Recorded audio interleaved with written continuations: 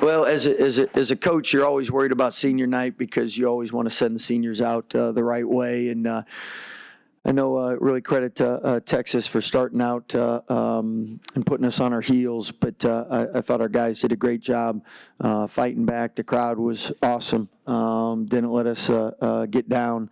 Jonathan Chamochacho had the magic words that got us going second half. And as I told the seniors afterwards in the team, proud of their effort and their play, but more proud of the men they are. I mean, the culture of joy, they embrace it. Jesus, others, yourself, they live it. They want to grow. We prepare champions for life at Baylor, and they're all in with the academics, the spiritual, the character formation, and obviously they want to be successful on the court. Two questions, because you just gave me a question there. What were John's magic words? I'd rather him tell you. Okay. What was it like watching Max and JB shoot the ball like that? Well, I really like watching JB shoot it. Max, I didn't like as much. So I know Max, I know so much about him from Coach Mills and Coach Patterson, Oral Roberts. They just love him to death, and not only as a player, but more importantly as a person and great student athlete. And as a coach, you go into a game and you're like, don't let this guy get hot. And he's always going to score. You just don't want 33. You want 15 or 12 or 17. And he did a great job. And then 5 assists, 1 turnover, 4 steals. I mean, it was a complete game by him. So let's go back to JB. JB at shoot-around told me, man, 5 years just flew by. Wait till he's a parent, huh? but told me you got to stay in the moment, and you got 60 years to remember this game. Let's leave it all on the court tonight. And he was tremendous. And one thing about a guy that's hot like that, normally they get to a point where they just start forcing some stuff. And I mean, he was 6 for 7 from 3, 8 for 11. He never forced stuff. And then the best thing is he got to the free throw line. And I thought Texas is a real physical team, a real aggressive team, and that put us on the heels in the beginning. We moved the ball a little better. Once we got it side to side, we tried to drive it, and I think that was really critical because we needed to get to the free throw line. Hey, Coach, for Baylor and for UT, it's the oldest rivalry for either school. What are you guys as coaches, the players, or the fans, what are y'all going to miss most about this series? Well, I think when I first got to Baylor, Coach Barnes really had it rolling there, and I thought they raised the basketball level in the state as a whole, and we benefited from some of that, and then. Once our program got going, we've had great games, and iron sharpens iron. So you get done and you become a better team after a game like that. I know it means a lot to the state, it means a lot to the fans, and at the end of the day, that's why the state schools are so good, is because the grassroots, the high schools, AAUs, and they all see us universities competing at the highest level. So I think everyone's pitched in and made Texas as good as anywhere in the country for basketball. Scott Beck here. You always talk about culture of joy. Saw lots of tears of joy there at the end. Can you describe even all the emotions that went into tonight? I mean, as a coach, you just really want to win for the seniors, and this was a great group, and every group's special, but it's kind of like, I guess the best way I can say it is at Christmas time, you give a gift, and the worst thing is if they're disappointed, well, that's losing on senior night. So when you win, it just makes it so much nicer for them to have that memory of the last time they played in the Foster, they got to win. Hey, Scott, do you think Texas has done enough to get into the tournament? Oh, yeah. That's not even close. So Big 12 hopefully is going to have 10 or 11 teams. I think there could be 7-win teams get into the tournament this year. What I really respect is across the nation, just hearing the media give kudos and respect to the Big 12, because we've been the best conference in the country now for 7-8 years. But to hear everybody acknowledge that, and I think it's a great tribute to every university. I was talking to one official and after the game, and he's like, the Big 12, not tonight, but every game wherever you're at, it's packed house, competitive game, probably comes down to the last possession, and that's how you feel as a coach. And I mean, because the schools pour resources into it, and the arenas are all so tough to win on the road. And even when I first got here, Roy Williams said, you got to win your home games because it's the toughest league in the country to win in the road. What about that Miro three? How much of a lift did that give you, just his energy and then him hitting that three? Well, Miro always gives us energy, but because he's an energetic kid. He's an energy giver. He's unbelievable to coach every day. He's never has a bad day. He's somebody sometimes gets too excited, but I mean, he was very good tonight. The three was just part of that. When he was in, he really stabled things, and then we got a run going. So he deserves a lot of credit for both ends of the court. Scott, 39 minutes from both Jalen and Ray J today. How were they able to play so effectively with so many minutes between both Saturday and today? Nutritionist Corey does a great job. Trainer Dave Snyder, Charlie Melton, strength coach. Those guys get them ready. And then most of all, you got to have guys that take care of themselves. In college, we all know it's a fun time, and sometimes some guys don't take care of their bodies as much as others, and our guys really are devoted to their craft.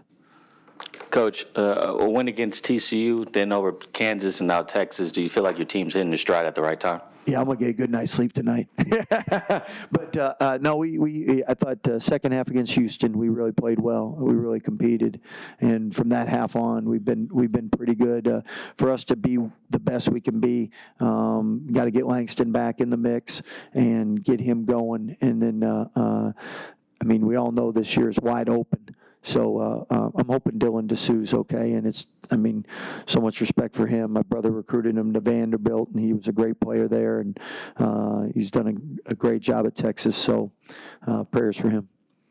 What sort of adjustments did you make there with about 13 minutes left in the second half to kind of make it a little bit, tougher on Texas defensively? I think we started praying that Max would miss a couple shots, but no, we tried 3 or 4 different types of defenses. We tweak each thing that we do, and finally I think we settled into where our zone was pretty good, and we did a good job on Max. But to be honest, they missed some shots then. In the beginning of the game, they didn't miss any of them.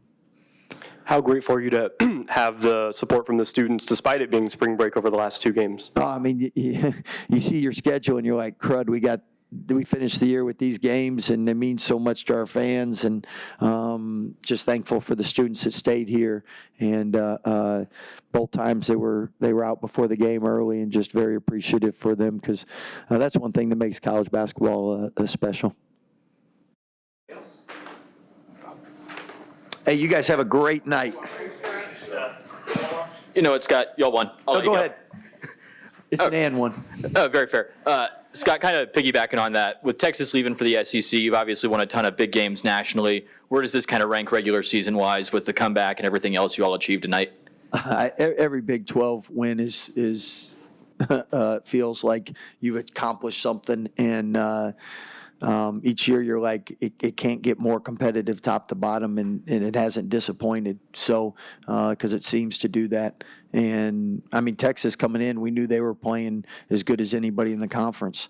So we knew we had our hands full. But coming back against Houston and not winning, and then coming back against Texas and winning, we're seeing some growth. Not many people are starting 2 freshmen. Not many people are starting 4 newcomers. So they're no longer freshmen; they're sophomores, and all the new guys in the Big 12 they've earned their stripes and know what it's about. So they're making progress. Thank you, guys. Ray J, what was it like watching JB and Max shoot the way they were shooting for a while? I mean, it was great. I mean, they got out to a fast start on us, hitting everything, and to be honest, JB is while we was in that game and had a chance to even come back and win, and he continued throughout the whole game. It was amazing to watch him do that. JB, have you ever been in a duel like that? I mean, Ross and I were talking about Dominique Wilkins and Larry Bird way before you were born, but that's what it reminded us of. I personally can't say that I've ever been in a shooting match like that. He's up there where he is, and it's all-time points for a reason. So, it's just a blessing to be in this league, be able to lace it up with these guys like Ray J, and then on the other foot have to go up against guys like Max. And Jalen, obviously a great offensive game, but you had that weak side block on Shedrick in the second half that seemed to kind of key the run you all went on. What worked well for you on that play, and how were you able to make that block? They told us they were telling like the other wing on the zone to drop down when the ball is opposite, especially when they throw it into the other block. So the layup's not wide open. So I read it and I just timed the jump and I just went up and got it for real. What was the message at halftime that kind of got y'all playing some better defense? They were getting obviously a lot of threes. What did you adjust? Try to take Max away. I mean, he was going crazy throughout the game, but try to limit his shots and limit his touches and force somebody else to beat us. Just curious, what was y'all's mindset whenever y'all see Dessou go down? I mean, you hate to see it because you want to play against the best players and you want to play them at full strength and see how we stack up against them. So, I mean, I wish the best for him and praying for him that he gets better. Jalen, was it emotional at all for you today? Yeah, it definitely was. I ain't even gonna lie. Just, the culmination of, I know he can attest to this, just every single day, all our lives, all the hard work building up to like this moment. And it's just, senior night just shows that it was worth it. Like, we didn't waste our time. It just makes it real. So it was definitely a little emotional. Ray J, I know tonight wasn't the most defensive night, but is there something about this team that, kind of when it gets tight, this team can lock in defensively, especially like that last stretch of the game? Yeah, I think we have a really mentally tough team, and I think that's something we've came a long way throughout the season. And so, I mean, they hit us first and they threw the first punch, but we were able to keep our heads and focus on what we can fix basketball-wise and not get too emotional and make a comeback. Anybody else? Any other questions? For either one of you, I mean, obviously two pretty big crowds the last two games, despite it being spring break, especially with the students. I mean, what can y'all kind of say to them for that? I mean, these last couple of games, I think we got the best fans in the country. For a second there, it was so loud you can't hear anything. We talking to each other right next to each other. We can't hear anything. So, I mean, it was great.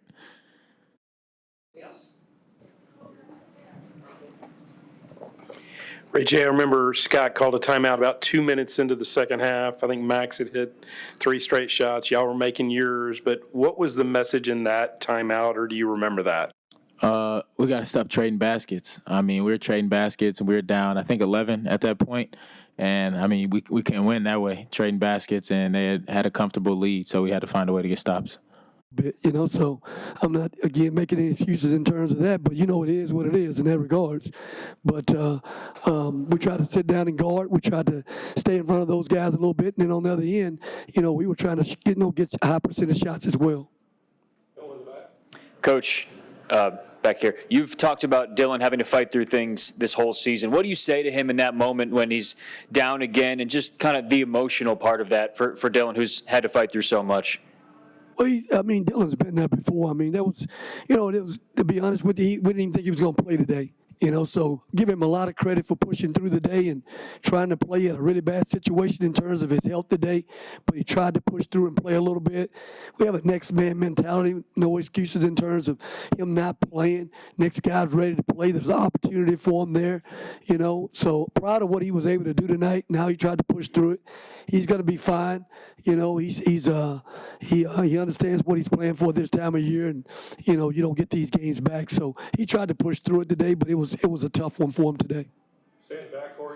And for Max, what are the difficulties on offense when it comes to Dylan Dessou getting hurt, and then now do you feel that added pressure to kind of make something shake on offense?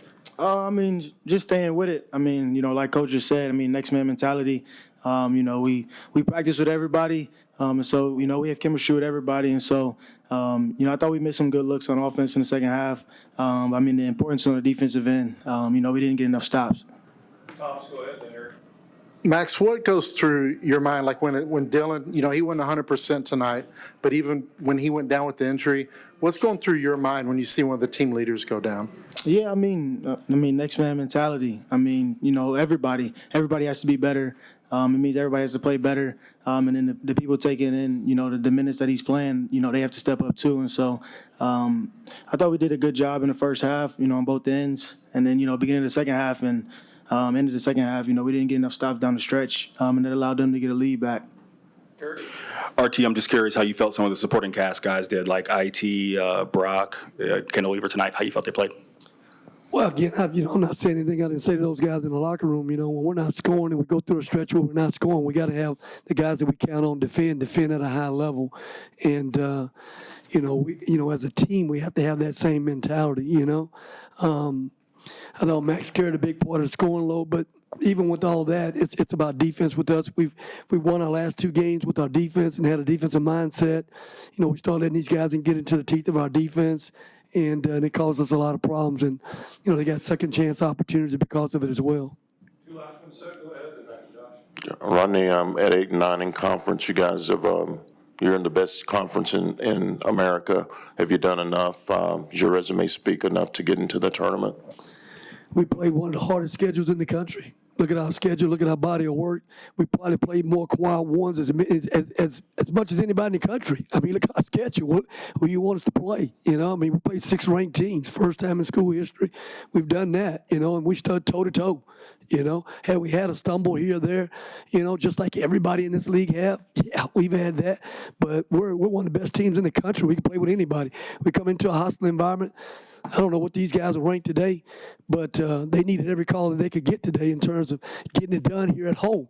So, I mean, what else you got to do? You know, we're a good team. We can play with anybody on any given night.